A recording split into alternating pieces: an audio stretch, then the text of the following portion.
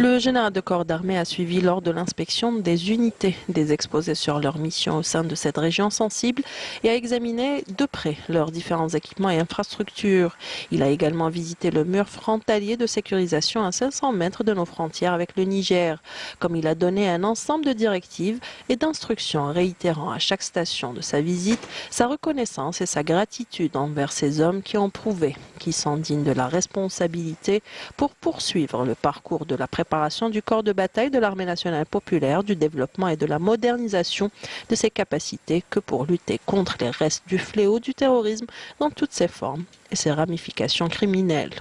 L'excellente image qui orne aujourd'hui l'armée nationale populaire en termes d'état prêt au combat, de compétences opérationnelles et de cohésion professionnelle et fonctionnelle entre ses différentes composantes et formations découle assurément de sa disponibilité permanente, jour et nuit, pour faire face à tout danger. Le général de corps d'armée a affirmé que les éléments qui veillent à la sécurité de nos frontières nationales sont faits de la même terre que celle des hommes qui ont donné à l'amour de la nation son véritable sens et ont prouvé effectivement sur le terrain que leurs cœurs continueront à battre au rythme de la fidélité et de la loyauté envers leur pays, l'Algérie.